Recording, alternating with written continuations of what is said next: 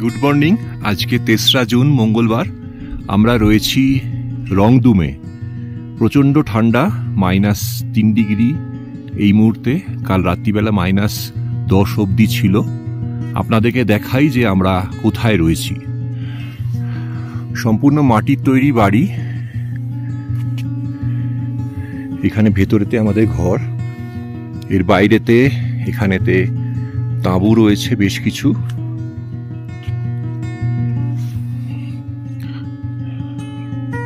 মেঘে ঢাকা রয়েছে পাহাড়, সূর্যোদয় হয়েছে।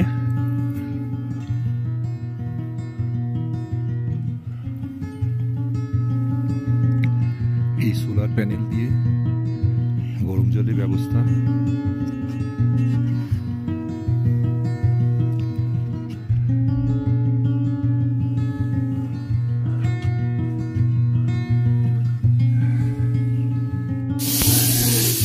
এটা ডাইনিং রুম, ব্রেকফাস্টের জন্য প্রস্তুতি চলছে। বসার অ্যারেঞ্জমেন্ট রয়েছে এখানে। স্যার, আপনি তো আমাদের সঙ্গে এসছেন, সবার বয়োজ্যেষ্ঠ। আপনি প্রথম দিন থেকে আমাদের সঙ্গে যেভাবে উৎসাহ নিয়ে ঘুরছেন, আমরা আপনাকে দেখে সত্যি খুব ইন্সপায়ার্ড। আপনার কেমন লাগছে শ্রীনগর, কার্গিল, তারপরে তো এখানে রংদুম? আমি কার্গিলে আগেও এসেছি অবশ্য, তবে এবার কার্গিলে যেখানে থেকেছি খুব সুন্দর জায়গা। আমরা আগে পাহাড়ের ওপর ছিলাম, এইবার নদীর ধারে আছি। হোটেলটা খুবই ভালো ছিল। আপনাদের ব্যবস্থাপনা খুবই সুন্দর, খুবই সচ্ছল। আমাদের মতন লোকদের জন্য এটা খুবই দরকার। কেন কি আমার যা বয়স হয়েছে, আমি 80 বছর হতে চললাম, 7 দিন পরে হব। 80 বছর কমপ্লিট হবে অটোমেটিক্যালি। আমি একটু চিন্তিত ছিলাম না বলবো না, কেন কি বাড়ির লোকরা আমায় সবসময় করতো যে এরকম তুমি একটা জার্নি নিচ্ছ যেখানে কেউ নেই, হোটেল নেই, তারপরে যেখানে ডক্টর নেই, তুমি কি করবো, অসুস্থ হলে কি হবে। আমি বললাম আমি জীবনে অসুস্থ হইনি, এখনো হব না। আমায় খুব ভালো লাগছে যে আমি আপনাদের সঙ্গে অফবিট ট্যুর নিচ্ছি। আপনারা ইয়াং হতে পারেন আমাদের চেয়ে, কিন্তু উৎসাহে কারো খামতি নেই, সেটাই সবচেয়ে বড় কথা। বেড়াতে গেলে সবচেয়ে বড় কথা হচ্ছে সবার সঙ্গে মিলেমিশে থাকা, আর যে কোনো পরিস্থিতিতে নিজেকে মানিয়ে নেওয়া, যেটা সবাই আমরা করতে পারছি। এর চেয়ে বেশি আর কি বলবো। আমার খুবই ভালো লাগছে যে আমি এই ট্রিপে আসতে পেরেছি। আমি প্রথম দিনই, যেদিন আমি এগ্রি করেছিলাম যে আমি এই ট্রিপ দেখবো, তারপরে কোনোদিনই কিন্তু পিছনে ফিরে তাকাইনি। ইন্ডিয়া পাকিস্তান ওয়ারেও আমি কোনোদিনই চিন্তা করিনি যে আমি এই ট্রিপটা নেব না। আমি প্রথম থেকেই বলছি, ওই যা হোক, একদিন দুদিনের ব্যাপার, যাওয়া যাক। খুব ভালো লেগেছে আপনাদের সঙ্গে এসে, সবার সঙ্গে। রংদুম থেকে আমরা বেরিয়ে পড়লাম। এখন সকাল 9টা বাজে। আজকে 3রা জুন মঙ্গলবার 2025। এখান থেকে আমরা যাব দ্রাংদুম গ্লেসিয়ার, পেনজিলা, টুইন লেক, শনি মনেস্ট্রি, গুরু পদ্মসম্ভবের স্ট্যাচু। সেই সব দেখতে দেখতে আমরা আরও কিছু গুম্ফা দেখব। দেখে তারপরে আমরা যাব পাদুমে। পাদুম হলো জান্সকারের মেন শহর। এখন আমরা আছি 13,000-এর কিছু বেশি ফিট উচ্চতায়। পাদুম 1,000 কম, মানে 12,000-এর উচ্চতায়, কিন্তু ঠান্ডা সেই সাবজিরোতেই আছি। গত রাত্রিরে আমরা যখন এসে পৌঁছই তখন -3-4 ছিল। রাত্রিবেলা -10 অবধি চলে গেছিল। কম্বল আর লেপের পুটলির মধ্যে কোনো রকমে আমরা কেঁপে কেঁপে ঘুমিয়েছি। এখন -2 মতো রয়েছে, সকাল 9টা বাজে। আমরা পাদুমেতে যাব, সেখানেতেও সাবজিরোই থাকবে। এইটা এখন চলবে গণবরঞ্জন অবধি। সঙ্গে থাকুন। আমরা কোন রাস্তা দিয়ে যাচ্ছি সেটা আপনাদের দেখাই।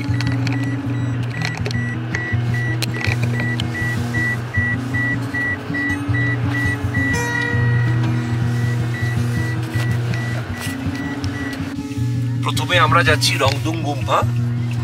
রংদুম গুম্ফা রংদুমের আমরা যে হোটেলটা থেকে ছিলাম তার 10 মিনিটের মধ্যেই দূরত্বে।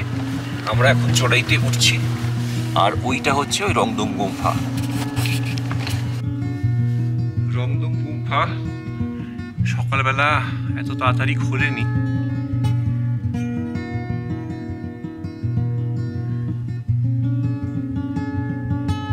সবই বন্ধ রয়েছে দেখছি, কাউকে দেখতেও পাচ্ছি না যে বলবো একটু খুলে দিতে।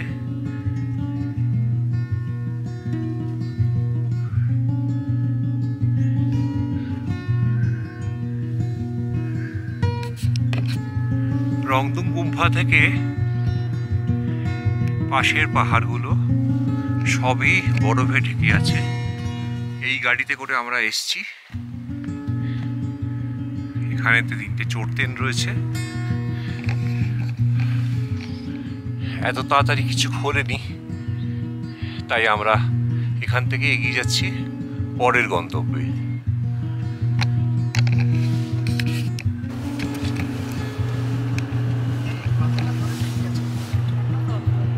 পাদুম 101 কিলোমিটার, মোটামুটি আমরা দুপুরের মধ্যেই পৌঁছে যাব। রাস্তা খুবই ভালো। জান্সকারের এই জায়গার রাস্তাগুলো একেবারে 128, এটাই জান্সকার ভ্যালি কিন্তু আরম্ভ হয়ে গেল।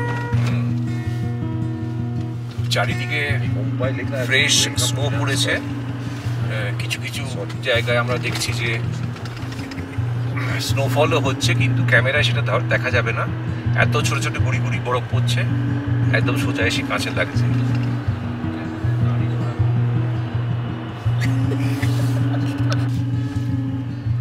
দুদিকে বরফের দেওয়াল, তার মধ্যে দিয়ে আমরা এগিয়ে যাচ্ছি পাদুমের দিকে।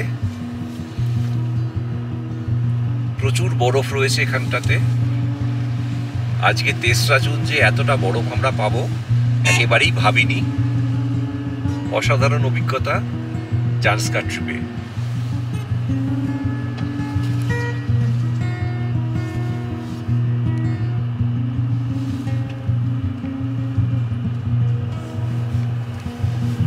প্রায় 10 ফুট উঁচু বরফ রয়েছে বাঁদিকে দেওয়ালে।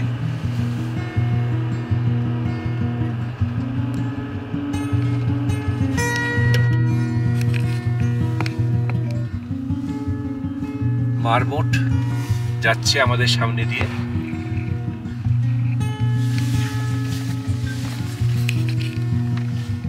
এই যে ও উঠে পড়ছে, উঠে পড়ে এখানে আমাদের দিকে তাকিয়ে আছে। আমরা এখন এসে দাঁড়িয়েছি দ্রাংদুং গ্লেসিয়ারের সামনে। লাদাখের দ্বিতীয় দীর্ঘতম হিমবাহ হলো দ্রাংদুং গ্লেসিয়ার, এবং অবশ্যই প্রথম হচ্ছে 72 কিলোমিটার লম্বা সিয়াচেন গ্লেসিয়ার। এই দ্রাংদুং গ্লেসিয়ার 23 কিলোমিটার লম্বা। কীরকম একটা এসের মতো করে এই দ্রাংদুং গ্লেসিয়ারটা দেখতে। এখান থেকেই জান্সকার নদী উৎপন্ন হয়েছে। আমরা 2022-23 যখন গেছিলাম লাদাখ মেন ট্যুরে, তখন আমরা নিমু সঙ্গমেতে দেখেছিলাম যে জান্সকার এবং ইন্দাস নদীর মিলন। আজকে দেখলাম তার উৎপত্তি স্থল।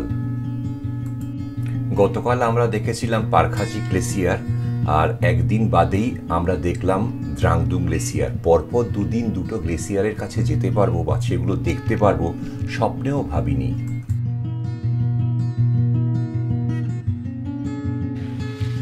পাদুমে 10 কিলোমিটার আগে সানি ভিলেজে আমরা এসে দাঁড়িয়েছি এখন সানি গুম্ফায়। আপনাদেরকে দেখাই সানি গুম্ফা। এটা হলো সানি গুম্ফা। এখানে একটা বড় চড়তেন রয়েছে। মনেস্ট্রির ভেতরেতে ভিডিওগ্রাফি ফটোগ্রাফি করা বারণ।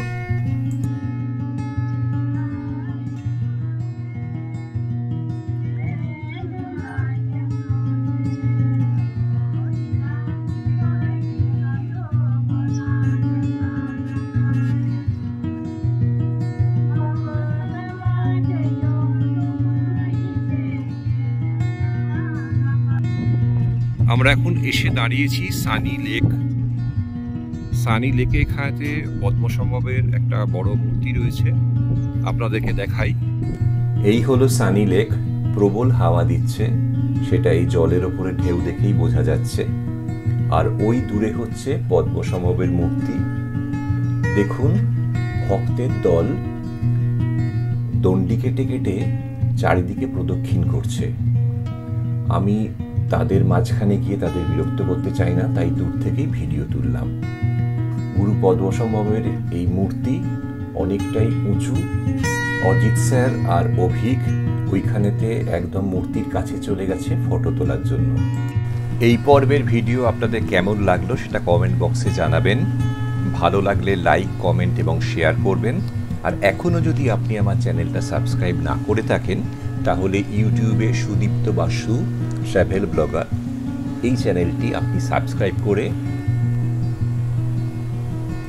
নোটিফিকেশানের বেল অপশানের মধ্যে অল করে রাখবেন, যাতে আমার পরবর্তী সমস্ত ভিডিও যখন আমি আপলোড করব তখন যাতে আপনাদের কাছে তৎক্ষণাৎ নোটিফিকেশান পৌঁছে যায়।